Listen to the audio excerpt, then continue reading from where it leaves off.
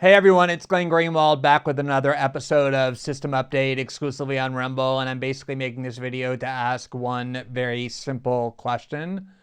What happened to the Trump era media skepticism, of which corporate journalists were so proud for having done during the 4-year period when Donald Trump was president? It's really ironic that I'm even asking that question because from the time I began writing about politics in 2005, one of my principal media critiques was that journalists refused to say when politicians were lying. They would say, this politician says this politician says this, and they would just wash their hands and call it a day. They would actually explicitly argue sometimes that it wasn't their role to say who was telling the truth and who wasn't. I always found that so bizarre. If journalists aren't there to say who's telling the truth and who isn't, what is the purpose of journalism if they're not going to say when politicians are lying or at least saying things without evidence? They used to just recite or mouth what politicians said, even when they had no evidence in their possession to believe it were true. And yet, lo and behold, when Donald Trump became president, everything changed. Suddenly, they began essentially practicing journalism as I had been advocating it for 10 years, not because I was advocating it, but because Trump was president. I'll just show you a few examples of what I mean. You've certainly seen things like this over and over. Here from the New York Times in November of 2016, before Trump was even president, it says Trump claims with no evidence that, quote, millions of people voted illegally. So instead of just saying Trump claims millions of people voted illegally, they would point out Trump presented no evidence, just basic journalistic skepticism that I had barely ever seen in the 11-year period from the time I started writing about politics until they started doing this. Here's another example from the Washington Post. Trump claims without evidence that NBC was caught fudging TV interview with him. Instead of repeating the claim, they noted it was without evidence. CNN loved to do it. Here's just one of countless examples from May of 2018 where they said Trump doubles down on, quote, spy claim without evidence. And you can see here they would not only say it, but they would love to put it on the on-screen graphic. It was always Trump claims falsely or Trump claims without evidence. Now people would say to me, aren't you happy? They're doing what you've been calling on the media to do for a long time. And I always said the same thing, which is I would be happy if I believed that they would actually do this from now on, that it would be an enduring practice as opposed to what I always knew it was, which was a one-time only change in how they conduct themselves when it comes to reporting on Donald Trump. We didn't need to wait very long for the proof of that. We can use the example of Sunday's drone strike in Afghanistan to see how they've abandoned this completely and have gone back not just to washing their hands of things, but to mindlessly believing, uncritically disseminating whatever the government says, even when there's no evidence, even when it turns out to be untrue, without saying that. So, as you probably know, there was a drone strike on Sunday in retaliation for the heinous suicide bombing attack on Kabul that killed 13 U.S. Marines and dozens of Afghans as well. And Central Command issued a statement on August 27th, and you can see it right there. They end their statement after they say they did a drone strike by saying, quote, we know of no civilian casualties. We know of no civilian casualties. No evidence, no corroboration, nothing specific. They just assert it to be true. And suddenly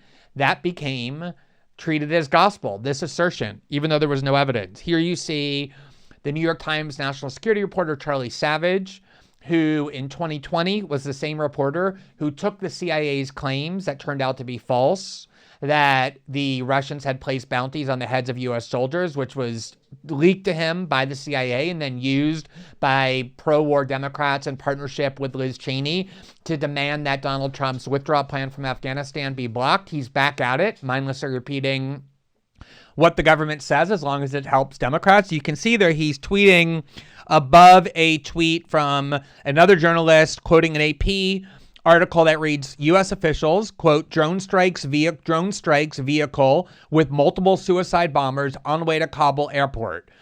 Threat believed eliminated. And Charlie Savage above that tweet says the U.S. clearly has a remarkable intelligence line of sight into ISIS-K right now.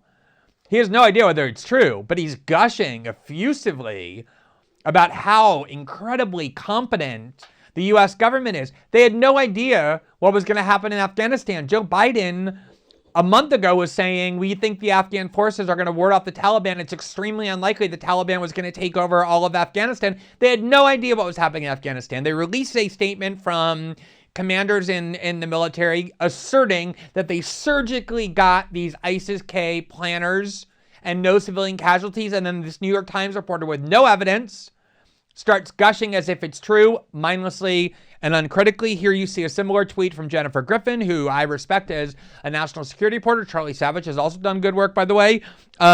She does the same thing. She summarizes what the U.S. government says. They carried out a drone strike.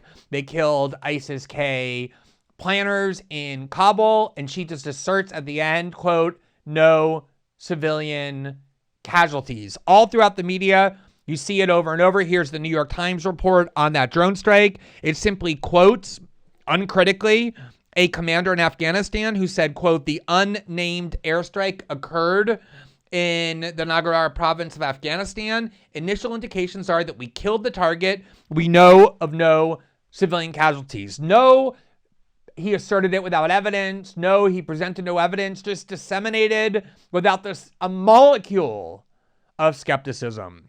Here's from CNN, exactly the same thing. According to a statement from Central Command, we got the target. We know of no civilian casualties. The same CNN, the same New York Times that 3 years ago, 2 years ago was saying when people would say this under Trump, or Trump himself would say things like this, he claims with no evidence. Suddenly, that journalistic practice is gone, and they just assert whatever they're told as though it's true. Now, this practice goes back a long way. In 2012, the New York Times reported on the secret drone program that President Obama had ordered and implemented and radically escalated. He was killing people all over the globe, constantly lying about civilians not being killed. And this was the New York Times article that first disclosed that they had a kill list where they would meet every Tuesday and decide who was going to die. No trial, no jury, no evidence, nothing. Obama would approve who they were going to assassinate by drones.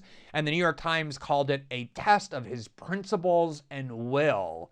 And it heralded John Brennan as this incredibly moral Catholic who was the moral conscience of the drone program to make sure that it was being done morally. And yet, in the middle of it, they revealed a remarkable fact that the media completely ignored. I wrote about it for years, which was that they had decided as part of this drone program that they would redefine what a terrorist or what a militant was so that way they could claim all the time, we killed 12 people, all of them are militants, even though they had no idea often who they even killed. How did they manage that? How did they get to say our drones killed nothing but militants, even though they often, usually in fact, had no idea who they were killing? They did it by redefining militant. This is what the New York Times said, quote, Mr. Obama embraced a disputed method for counting civilian casualties that did little to box him in. It, in effect, counts all military-age males in a strike zone as combatants, according to several administration officials, unless there is explicit intelligence posthumously proving them innocent. In other words, the Obama administration decided that the definition of militant is anyone that we kill who's male and of military age, it turned out 18 to 54, and the burden is on you to prove after they're dead that they were actually civilians. And if you don't, they get to count them as militants. They just did an Alice in Wonderland redefinition of militant. I wrote about this constantly, all the way back in 2012, when I was writing at Salon, my first media outlet, where my first journalism job, basically. The headline of my article was Deliberate Media Propaganda, and the subheadline read, the media knows that, quote, militant is a term of official propaganda. How do they know that? Because the New York Times had disclosed that, and yet still uses it for America's drone victims. Even once they learned that Obama had just magically redefined the word militant to mean basically anyone we kill, they would just uncritically ingest government claims that everyone they killed was a militant. Here's what I said in the article at the time. There is, as usual, about a certain drone strike, no indication that these media outlets have any idea whatsoever about who was killed in these strikes. All they know is that quote-unquote officials told them that they were militant. So they blindly repeat that as fact. They report this not only without having the slightest idea whether it's true, but worse, with the full knowledge that the word militant is being aggressively distorted by deceitful U.S. government propaganda that defines the term to mean any military-age males whom we kill. The use of the phrase suspected militants in the body of the article suffers the same infirmity. They just adopted Obama's definition and just kept going around announcing what he claimed. I returned to this topic 2 years later. By now I'm at The Intercept in 2014. The headline of my article was on media outlets that continue to describe unknown drone victims as, quote, militants. And there you can see the subheadline. It was revealed, it has been more than 2 years since the New York Times revealed that Mr. Obama embraced a disputed method for counting civilian casualties. Yet media outlets continue to use the term. And I noted in the article that even some intelligence officials were concerned that these strikes were killing civilians. And yet, as I wrote, it's of no concern whatsoever to most media outlets. Most large Western media outlets continue to describe completely unknown victims of U.S. drone attacks as militants, even though they, A, had no idea who those victims were or what they had done, and B, were well aware that the term had been redefined by the Obama administration into Alice in Wonderland level nonsense. Words are whatever we say they are. They mean whatever we say they mean. That was what the Obama administration did. That's what George Bush and Dick Cheney did. The media went along with it. They suddenly stopped only in the Trump era, where suddenly they found basic journalistic skepticism, and they're now back to mindlessly disseminating whatever the Biden administration says. And that's why for 24 hours they stood up and cheered and applauded that a drone strike had killed only 2 ISIS bombers on their way to Kabul airport, when in fact, as we now know, and the government is close to admitting, it actually wiped out an entire family of 10 people, 7 of whom were children, several of those under the age of 3. But because they have completely jettisoned their faculties of critical thought or journalistic skepticism with a Democrat back in the office and with Trump gone, for 24 hours, all we heard was a completely false tale that came from the Biden administration and got repeated by them with no critical scrutiny. And that's why my question is, what happened to the Trump era journalistic skepticism of which they were so proud when they were doing? It has completely disappeared. And that really does result in a lot of dangerous propaganda leading us to believe things that are false simply because the government says them. If they want to go work as spokespeople for the Obama administration or the Biden administration, they should go and do that.